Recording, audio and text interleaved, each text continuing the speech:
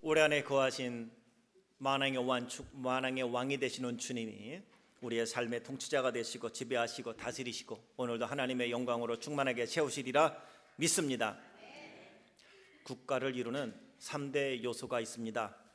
국민, 영토, 주권이라고 합니다. 스스로 내 영토를 통치하고 국민을 다스릴 수 있다면 그 국가는 독립된 국가라 할 수 있습니다. 한국처럼 일본의 나라를 빼앗겼던 아픈 기억이 있는 우리로서는 이 주권이 얼마나 중요한지 알 수 있습니다. 영토와 국민은 있지만 내 말을 내가 자유롭게 쓸 수 없고 내 나라임에도 불구하고 대한민국의 태국기를 가슴에 달고 뛸 수 없고 일본기를 가슴에 달고 뛰었던 마라톤, 이 주권이 얼마나 중요한지 알 수 없습니다.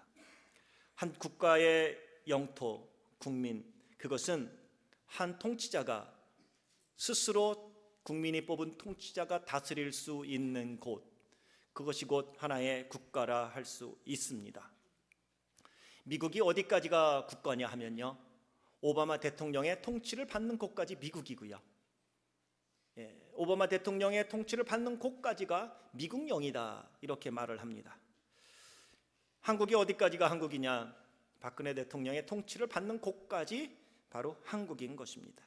그리고 그곳에 살고 있는 모든 사람들은 미국이 갖고 있는 힘, 미국이 갖고 있는 능력, 미국 국민이 그곳에서 마음 놓고 그것을 다 누릴 수가 있고요, 어려운 일이 생기면 그 대통령이 나서서 친히 일을 처리해 줍니다.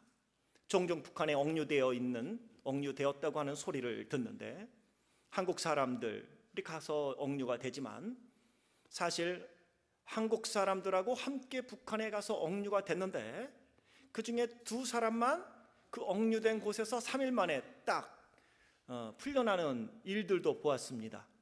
그런데 그 두 사람은요, 미국 국적을 갖고 있는 우리와 같은 한국 사람이었습니다. 한국의 국민들은 그대로 억류되어 있지만 미국의 대통령이 우리 사람들 내놔야 되는 거예요.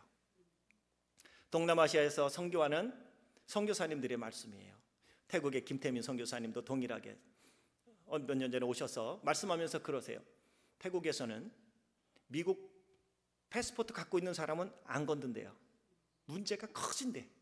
괜시리 미국이 나서면 개인적인 문제가 국가적인 문제가 되고 국가적인 문제가 되면 그 나라에 피해가 간대요.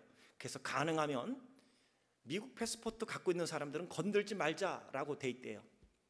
그리고 미국 사람들 패스포트 잊어버리면요, 하루 만에 나와요. 그 능력이요 보통이 아니고요, 알아서 전세기를 보내서 북한에서 억류된 내 국민을 데려오지요. 이게 한 나라의 힘이고요, 국력이라고 하는 것입니다. 그래서 이런 노래가 있지 않습니까? 하와이는 미국 땅, 대마도는 일본 땅, 독도는 우리 땅, 우리 땅. 그런데 그 놈님들께서 자꾸 자기 땅이라고 주장을 해서 열받게 만들고 있는, 왜 국가에 대해서 이야기하냐면요, 하나님의 나라라는 개념도 동일합니다. 하나님의 나라의 개념을 이해함에 있어서도 주권과 영토와 국민이 중요합니다. 우리는 성경에 보면 계속 하나님의 나라 말하는데, 하나님의 나라? 거기에 최고 통수권자는 누구일까요?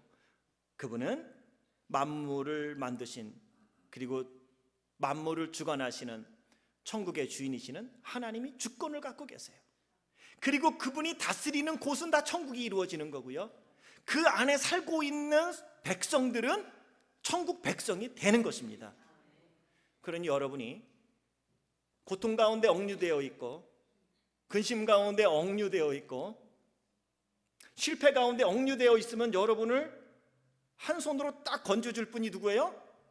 우리 통수권자인 하나님인 줄 믿습니다. 그래서 우리는 그분이 다스리는 영역 안에 살려고 이렇게 노력하는 거예요. 왜냐하면 오늘 본문에 보면 신기하게 예수님이 하나님의 나라가 자라간대요. 하나님의 나라가 자랄 수 있어요? 하나님의 나라는 하나님의 나라인데 그 하나님의 나라가 어떻게 자랄 수 있느냐? 오늘 예수님이 내가 하나님의 나라를 어떻게 설명하면 너희가 알아들을 수 있겠느냐? 내가 어떻게 하나님의 나라를 말하면 좋겠지? 그러다가 예수님이 여러 가지 비유를 통해서 하나님의 나라에 대해 설명을 해주시는데 그 중에 하나가 오늘 본문에 나와 있는 건데 이 말씀은 이런 거예요. 농부가 씨를 땅에다 뿌렸어요. 밤낮으로 자고 일어나고 자고 일어나 어느 날 가봤더니 싹이 났네요. 그 싹이 언제 이렇게 자랐는지 모르는데 이제는 열매를 맺기 시작하고요. 그 때가 되어지니 열매가 풍성하게 익어서 추수하게 되었다는 것입니다. 농부가 한 일은 씨앗을 뿌렸을 뿐인데 땅이 스스로 싹을 내고 땅이 스스로 자라게 하여 열매를 맺게 했다. 농부가 한 일은 씨앗을 뿌렸을 뿐인데 그 씨앗이 어느 순간 자라서 열매까지 맺게 되더라. 마치 하나님의 나라는 이렇다라고 말씀하는 거예요. 농부가 지식이 없다고 해서 뿌린 씨앗이 싹이 안 나겠느냐? 죽지 않은 껍데기 씨앗이 아니라면 그것은 반드시 싹이 나게 되어 있습니다. 하나님의 나라에 대한 씨앗을 뿌렸더니 어느 순간 하나님의 나라가 자라고 열매를 맺게 되었다라는 것입니다. 우리 정원에 나가보면 그곳에 지금 작년 가을에 떨어진 들깨가 그냥 바글바글한데요. 저는 그 씨앗이 어디에 떨어졌는지 몰랐어요. 봄에 너무 많이 나지 말라고 가을에다 뒤집어 놨어요. 그냥 죽어버리라고, 안에서 거름이나 대라고. 그랬더니 그 씨앗들이요 지금 다 싹이 났어요. 바글바글 났으니 혹시나 들깨 필요하신 분 한 달 있다가 뽑아가세요. 집에다 이렇게 정말 많이 났어요. 어디 떨어졌는지 몰랐어요. 난 나지 말라고 뒤집었어요. 그거 거름이나 대라고. 그랬더니요 징그러울 만큼 밖에 안 나가요. 하도 많이 나고 보면 막 징그러워 막 먹고 싶어.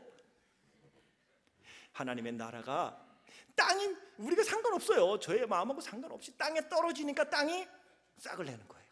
하나님의 나라는 이렇게 자라간대요. 하나님의 말씀을 듣고 아멘하고 순종하면 지금은 눈에 보이는 거 없지만 하나님의 말씀에 아멘하고 순종한 것에 대해서는 반드시 심은 대로 하나님이 거두게 해 주신다는 걸 말씀하고 있는 것입니다. 땅이 스스로 싹을 내듯 하나님의 나라는 하나님이 자라게 하신대요. 자, 오늘 우리가 그래서 생각해 봐야 될 것은 그렇다면 하나님 나라의 씨앗을 뿌린다는 것은 무엇일까? 그리고 그 씨앗은 어떻게 자라고 어떠한 열매를 맺을까요? 첫째, 하나님의 나라의 씨앗을 뿌린다는 것은 복음을 듣고 예수님을 구주로 영접한다는 것을 의미합니다. 씨앗이 있지만 씨앗이 땅에 떨어지지 않으면 그 씨앗은 싹이 나지 않습니다. 복음을 듣고 예수님을 영접하는 순간 싹이 났는데 그 싹을 우리는 구원이다, 성경은 중생이다, 거듭남이다 라고 말해요. 중생과 거듭남은 다시 태어났다, born again 했다는 말이에요.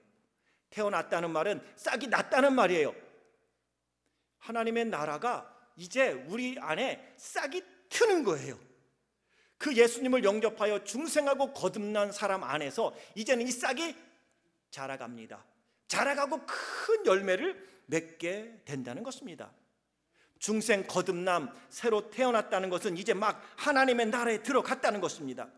이제 우리가 해야 될 일은 예수 그리스도의 장성한 분량에까지 자라가는 겁니다.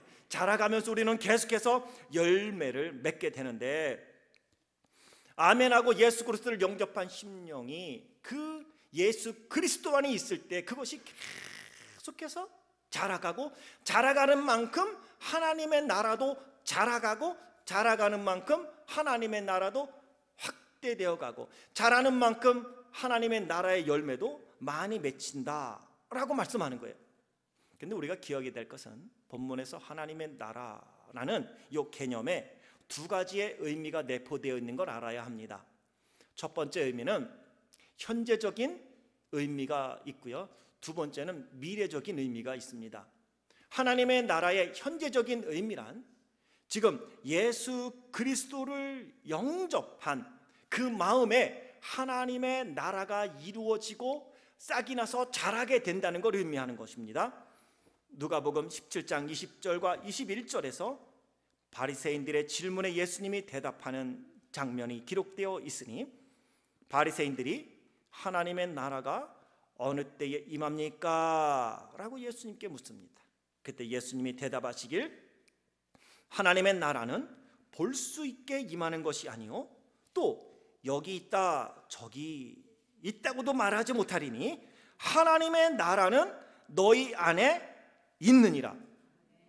하나님의 나라가 예수님을 구세주로 영접한 성도들의 마음에 있다는 것입니다. 이게 현재적인 의미입니다. 하나님의 나라, 그분이 통치하시고 그분이 다스리시는 그 하나님의 나라가 내 안에서 시작된다는 것입니다. 우리 안에 있다는 것입니다. 하나님의 나라는, 천국은 하나님이 거하는 천상에 있는데 그걸 일컬어 우리는 미래적인 의미다라고 하는 것입니다.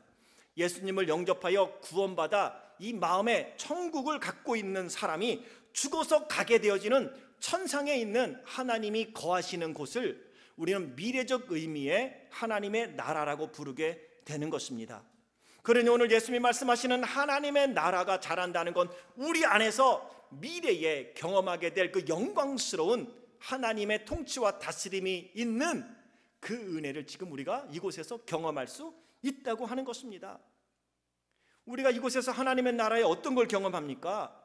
바울이 로마서 14장 17절에서 하나님의 나라에 갔을 때 우리가 경험하게 될 것은 이것입니다 라고 선포한 내용이 있습니다.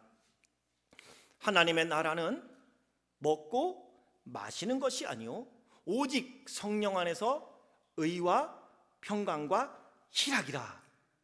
이것은 천국에 갔을 때, 하나님의 나라에 갔을 때 우리가 경험하게 될 그 나라의 영광스러움은 의로움입니다. 그리고 평강과 희락입니다.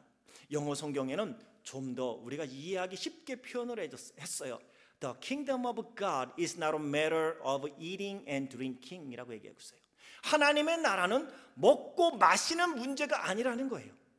오늘 우리 안에 하나님 예수 그리스도를 영접하고 이제 하나님의 나라가 우리 안에서 자라가고 우리 안에서 확장되어 간다는 것은 얼마나 내가 잘 먹고 얼마나 내가 잘 마시고 얼마나 잘 입고 사느냐의 문제가 아니라는 거예요.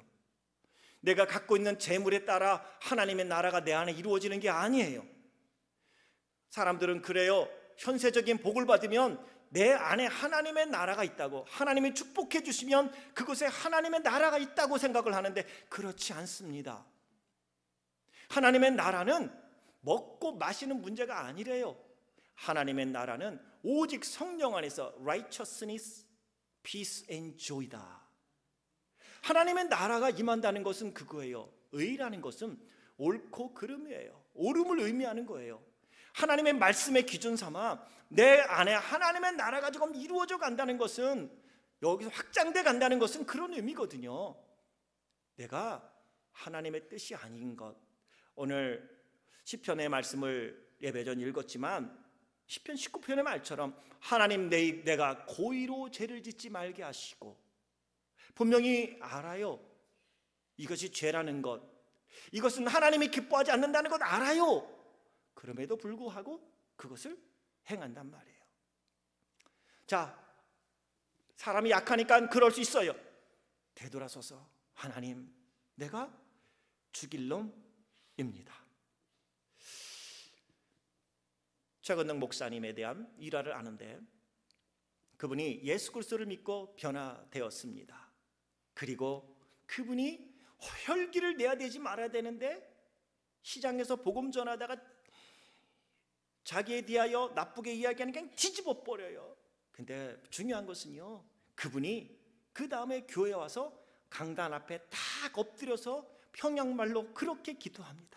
하나님, 내가 잘못했습니다. 나를 팍 죽여 주시옵소서. 기가 막혀. 죽이는데 팍 죽여달래. 영화를 보면서도 그게 가장 영광스러운, 아주 그냥 떨리는 마음이었어요. 여러분, 의라는 게 그거예요. 그 의고요, 평강이고 희락이 있어요. 여러분 안에 피스가 있습니까? 피스가 점점 자라야 돼요. 조이가 있습니까?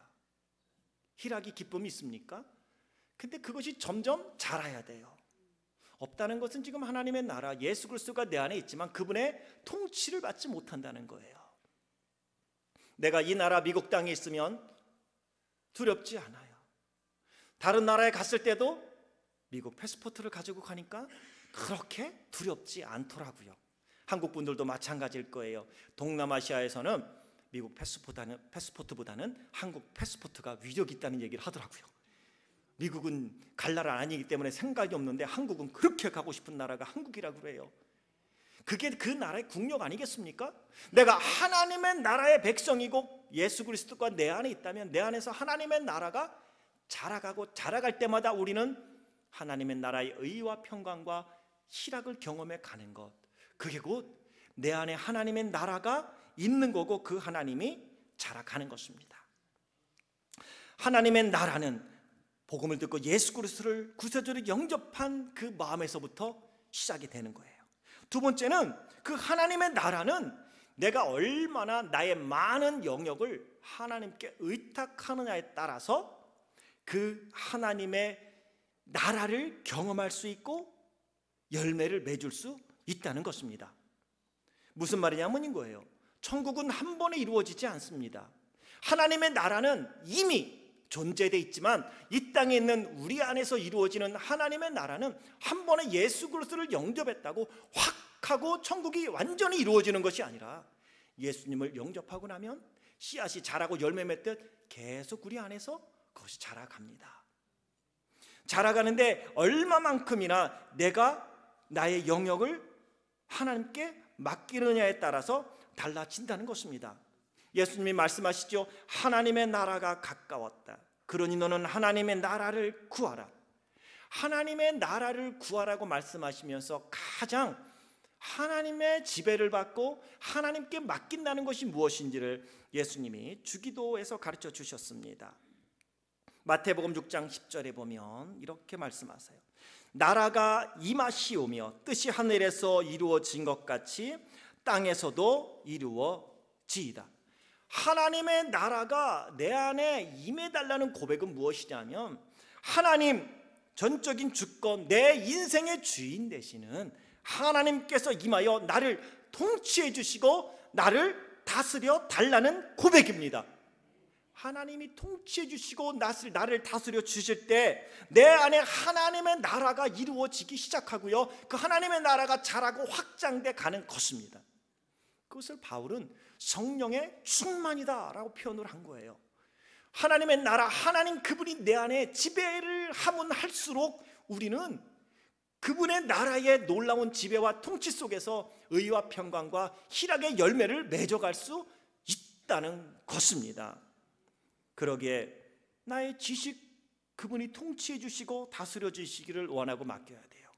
나의 지혜도, 나의 가정도, 나의 직장이나 나의 사업이나 나의 개인의 문제도, 내 인간관계의 문제나 나의 성격이나 나의 기질이나 나의 성품이나 나의 삶을 하나님 나라가 임하여 나를 통치해 주시고 다스려 달라고, 하나님의 뜻이 하늘에서 이룬 것처럼 이 땅에서 이루어지기를 원합니다 라는 그 고백이 하나님의 나라가 임하여 달라는 것입니다. 군대에 있을 때 제 연대에 있었는데 사단장님이 주일날 전화가 와요. 교회로 따르릉 전화가 왔어요. 네, 교회입니다. 아, 예, 여기 사단장실입니다. 네, 그런데요, 예, 오늘 사단장님이 11년 연대 교회 가서 예배 드리신답니다. 네, 알겠습니다. 그리고 제가 연대 본부에 따르릉 전화를 했죠. 예, 오늘 사단장님이 우리 교회에 예배 드리러 오신답니다. 그럼 연대 그 아침에 비상이 걸립니다. 비상이. 정문부터 시작해서 막 갑자기 청소하기 시작하고요. 우리 교회 밑에 수색 중대가 있었는데 수색 중대는 행동 그만! 그 다음부터요 지붕에 뛰어 올라가요. 불도 안 났는데요, 물 갖고 와! 지붕에다가 물을 막 뿌려요. 뭐 하나 보니까 하이타이 타갖고 지붕을 닦는 거예요.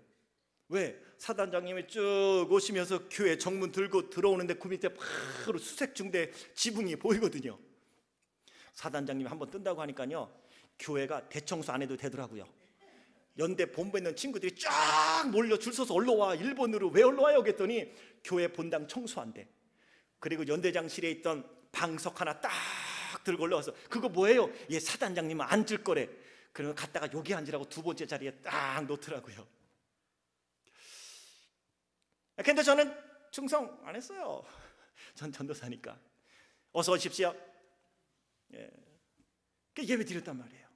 나라가 임한다는 것은 사단장님이 떠도요 그렇게 들려지는데, 하나님의 나라가 임하면 하나님이 통치해 주시고 하나님이 다스려 주시는 거예요.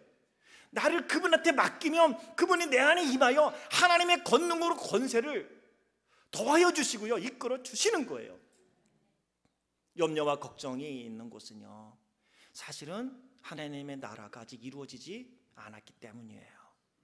내가 아직도 주장하기 때문이에요. 무엇을요? 그 문제를요. 맡기지 못하기 때문에 두려움이 생기는 거예요. 정말 맡길 수 있다면, 그분이 나의 온전한 주인이라고 믿는다면 맡기는 거예요.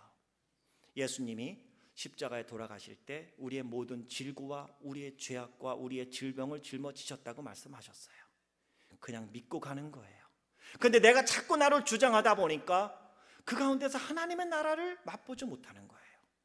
주로 하나님의 나라를 경험하지 못하는 의로움과 옳고 그름에 민감하지 못하고, 하나님의 뜻에 민감하게 아멘하지 못하고, 하나님의 말씀 앞에 순종하지 못하고, 내 안에 피스와 평강과 희락이 없는 이유를 가만히 보세요. 하나님께 의탁하지 않기 때문이에요. 그런데 놀라운 것은요, 그러한 마음을 가지고 귀한 전에 와 하나님께 기도하고 나면 어느 순간 염려가 안 돼요. 맡겨져요. 그냥 맡겨지는 거예요. 이게 맞는 표현이에요. 맡긴 게 아니라 그냥 맡겨져요.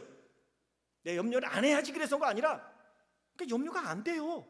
그래, 사나 죽으나 이것은 하나님께 있지. 그 마음이 있다 보니까 담대함이 생기고, 그 마음이 들다 보니까 마음에 여유가 생기고 평강이 있는 거예요. 그런데 주로 내가 그러지 못하고 움켜잡고 있는 사람들은요, 내가 뭔가 하려고 그분이 인도하심 앞에, 그분이 어디를 인도하시든지 우리는 따라가는 거예요.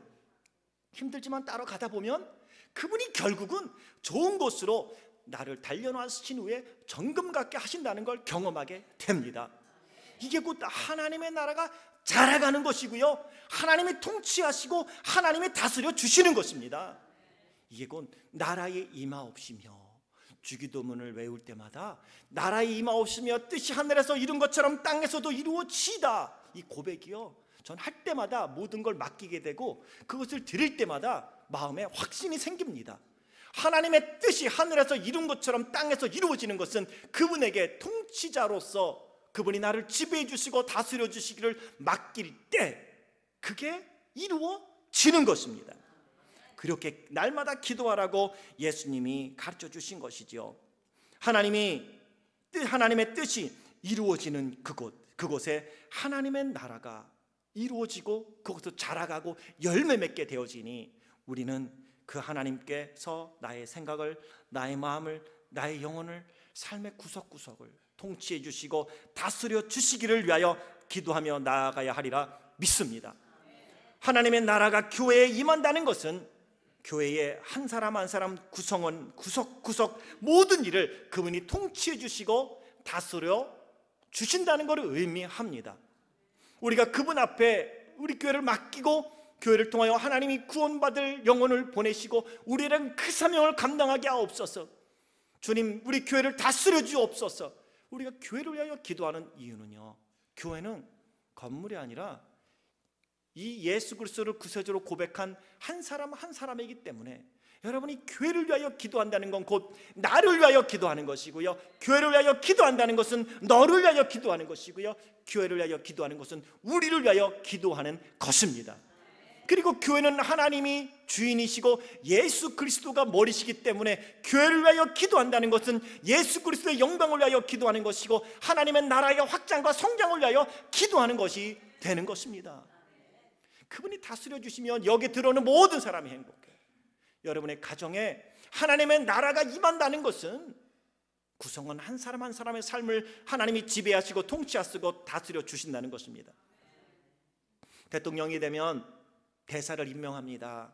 한국으로 가라, 프랑스로 가라, 일본으로 가라.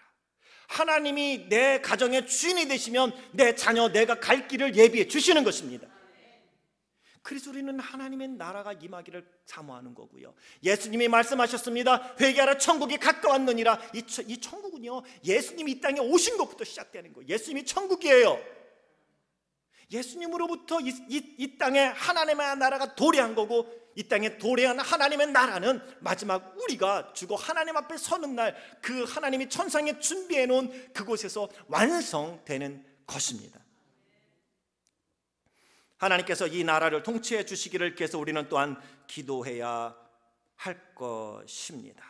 하나님께서 하나님의 통치를 받는 만큼, 하나님께 의탁하는 만큼 그 영역 안에서 하나님의 나라가 이루어지고 하나님의 나라의 열매가 맺히는 거예요. 하나님의 나라가 우리 안에 있음에도 불구하고 하나님의 나라의 풍성함을 경험하지 못하고 누리지 못하는 것은 내가 그만큼 하나님께 의탁하지 않고 붙잡고 있기 때문입니다. 나를 주장하면 주장할수록 나의 생각이 육신적인 의지와 내 자아가 나를 지배하기 시작합니다.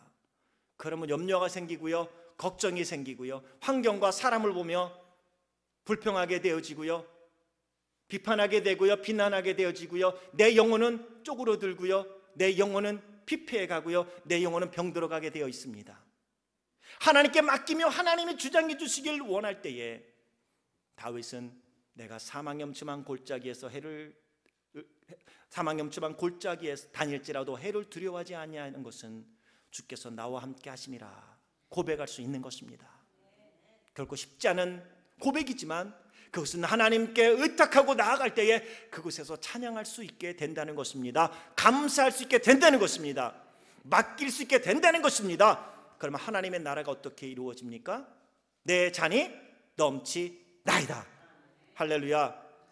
여러분의 삶을 하나님이, 여러분의 빈잔을 하나님께 의탁하고 비운 그 자리에 하나님이 여러분의 잔을 풍성하게 채우고 넘치도록 축복해 주시길 주의 이름으로 축원합니다. 내 잔이 넘치는 거예요. 감사로 바꾸세요. 하나님께 의탁하세요. 그럴 때 하나님의 나라가 임하면요, 스스로 잘한다고 그랬어요. 하나님이 스스로 잘하게 하시는 거예요. 내가 기쁘게 살아야지. 기뻐하며 살자. 그거 갖고 안 돼. 그것도 어느 정도 영향을 있지만요, 중요한 건 나를 하나님께 의탁하는 거예요.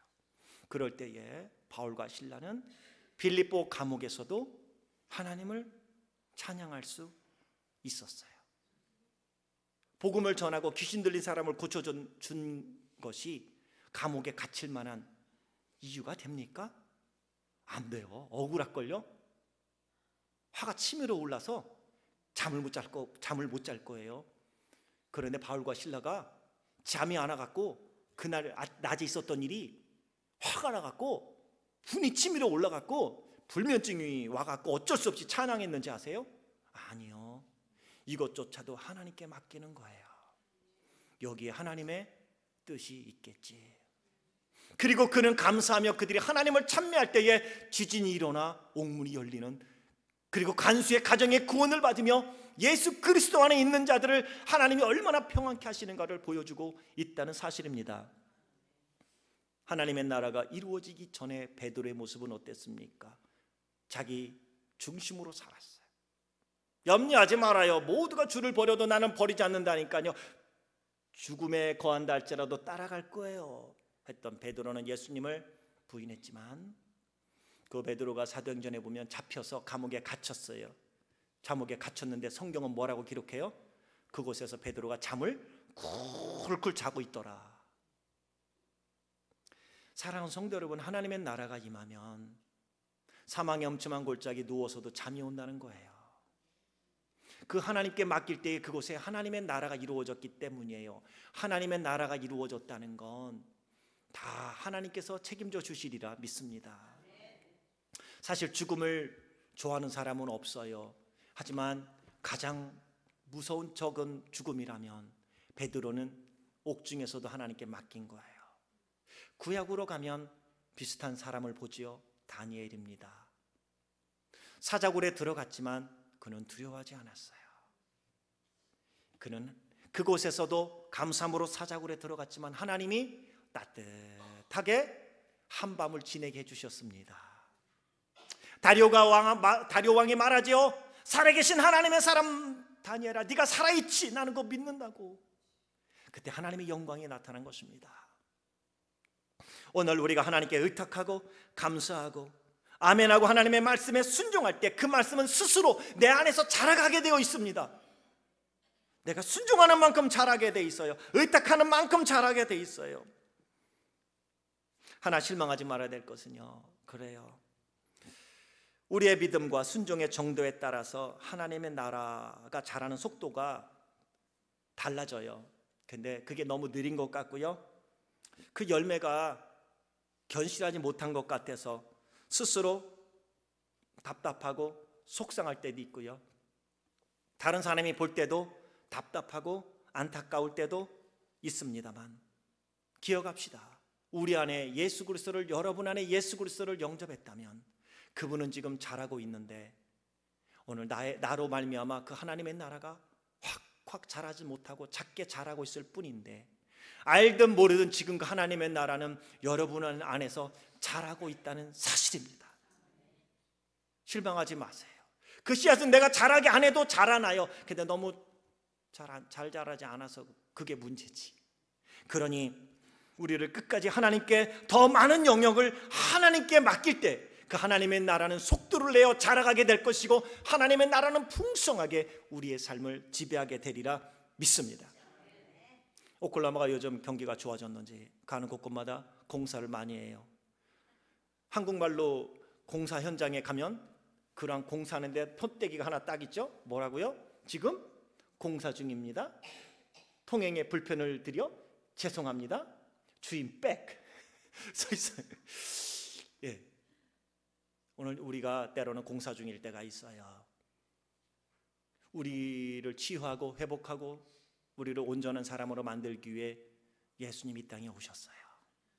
그리고 그분이 고난을 당하셨고요, 십자가에서 우리 질고와 우리의 죄악과 우리 거짓과 우리 연약함을 짊어지고 그분이 십자가에서 보배로운 피를 흘렸다고요. 그 예수님을 마음에 새기고 마음에 품고 내가 주님 복음 말씀 순종하고 그 말씀 앞에 감사하며 살게 도와주옵소서. 맡길 때에 우리 안에 하나님의 나라, 의와 평강과 희락이 그분이 통치해 주시고 다스리시는 그분의 나라가 자라가고 풍성한 열매가 맺히리라 믿습니다. 그래서 바울은 고린도후서 1장 20절부터 22절에 이렇게 선포합니다. 하나님의 약속은 얼마든지 그리스도 안에서 이해가 되니 그런즉 그로 말미암아 우리가 아멘하여 하나님께 영광을 돌리게 됐느니라. 우리를 너희와 함께 그리스도 안에서 경고케 하시고 우리에게 기름을 부으시는 하나님이시니 저가 또한 우리에게 인치시고 보증으로 성령을 우리 마음에 주셨느니라. 내가 아멘하고 나아갈 때 연약해서 못한단 말이에요. 순종도 못할 수 있지만 성령께서 우리 안에서 보증이 되어주시고 아멘하고 순종하려고 나아가는 사람의 삶의 발걸음을 인도해 주신다는 것입니다. 그렇게 맡겨갈 때 주의 뜻이 이루어집니다. 마태복음 13장에 예수님이 여러 가지 비유로 천국을 설명하시는데요, 하나님의 나라의 풍성함과 그 영광스러움은 성도들이 그 하나님의 말씀에 어떻게 반응하느냐에 따라 달라진다고 말씀하고 있어요. 씨앗을 뿌려서 30배, 60배, 100배의 결실을 맺는 것도 동일하게 예수님은 천국을 그렇게 설명합니다. 이미 너희 안에 예수 그리스도로 말미암아 천국이 임하였는데 그 천국이 자라고 열매 맺는 것은 네가 어떻게 그 말씀에 대하여 반응하느냐에 따라서 길가에 심기운 씨처럼 새가 와서 먹어버려서 아무것도 없을 수 있지만 그 말씀 앞에 순종하고 나아갈 때 30배, 60배, 100배의 열매요 축복이 임한다고 말씀하고 있는 것입니다. 밀가루 서말에 가만 놔두면 서말이지만 누룩을 갖다 집어넣으면요 서말이 다 왕창 부풀어서요 귀한 음식을 만들 수 있듯이 하나님의 나라는 마치 서말 가루에 집어넣은 누룩과 같다고. 그 말씀이 내 안에 들어오고 아멘하면 나는 생각하기를 별것 아닐 거라고, 내가 무슨 존재라고, 내가 아멘하고 감사한다고 삶이 얼마나 바뀔까. 하지만 한번 해보라는 거예요. 놀라운 하나님의 역사가 인생 전체를 가루 서말조차도 누룩이 부풀게 하듯 우리의 구석구석 하나님의 나라가 임하여 그분이 통치하시고 만져주시고 인도하여 주시고 다스려 주실 때에 그 구석구석에 하나님의 나라가 이루어지게 된다는 것입니다. 좋은 진주를 발견한 사람이요 자기 모든 것을 갖다 팔아 재산을 팔아 진주를 샀듯이 이 사실을 안다면 나의 시간을 드리고 여러분의 재능을 드리고 여러분의 재물을 드리고 여러분의 건강을 드리고 여러분의 삶을 하나님께 드릴 때에 그 놀라운 하나님의 나라의 영광스러운 진주와 같은 보배로움이 여러분의 삶에 충만하게 되리라 믿습니다. 그게 곧 진주에 관한 예수님의 비유의 교훈인 것입니다.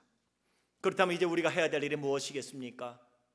이미 자라나는 하나님의 나라는 우리 안에서 자라간다고 예수님이 말씀하셨고 거기서 자라서 열매를 맺는데 하나님이 스스로 맺는다고 하니 이제 우리가 해야 될 일은 무엇이겠습니까? 저는 그 해답을 빌립보서 4장에서 찾으려고 합니다. 빌립보서 4장 12절부터 바울이 16절까지 이렇게 이야기를 합니다. 내가 이미 얻었다 함도 아니요 온전히 이루었다 함도 아니라 오직 내가 그리스도 예수께 잡힌 바 된 그것을 잡으려고 쫓아가노라. 형제들아 나는 아직 내가 잡은 줄로 여기지 아니하고 오직 한 일 즉 뒤에 있는 것은 잊어버리고 앞에 있는 것을 잡으려고 표대를 향하여 그리스도 예수 안에서 하나님이 위에서 부르신 부름의 상을 위하여 쫓아가노라. 그러므로 누구든지 우리 온전히 이룬 자들은 이렇게 생각할지니 만일 무슨 일에 너희가 달리 생각하면 하나님 이것도 너희에게 나타내시리라. 오직 우리가 어디까지 이르렀든지 그대로 행할 것이라. 멈추지 말고 뒤에 것 바라보지 마시고 뒤에 것은 하나님이 정감 갖게 하려고 나에게 허락하신 한 과정이었다 믿으시고 앞에 있는 표대를 향하여 위에서 부르신 부르심의 상을 위하여 달려갈 수 있는 성도들이 되길 주의 이름으로 축원합니다. 어디까지 이르렀든지 그대로 행하라는 것은 포기하지 말라는 것입니다. 낭망하지 말라는 것입니다. 여러분이 믿음으로 하나님께 올린 기도, 말씀 앞에 순종하며 심었던 순종의 씨앗들은 지금 자라고 있습니다. 아직 열매가 여러분의 눈앞에 확실히 나타나지 않았을지라도 그것은 자라고 있고 분명 머지않아 하나님은 여러분의 손에 그 열매를 풍성하게 맺도록 주어지도록 역사하실 것입니다. 사순절에 우리의 연약함과 질고를 짊어지신 그분을 기억하면서 자라나는 하나님의 나라가 내 안에서 자라가고 주님 앞에 서는 날 하나님이 예비한 영광스러운 그분의 나라에서 하나님의 나라의 본체요 주인이신 하나님 앞에서 하나님 감사합니다 고백할 수 있는 하루하루 땅에서의 영광스러운 삶, 가치 있고 보배로운 삶, 하나님의 사람으로서 멋진 그분의 지배와 통치를 다스림을 받으며 살아가는 복된 성도들이 되길 주의 이름으로 축원합니다. 기도하겠습니다.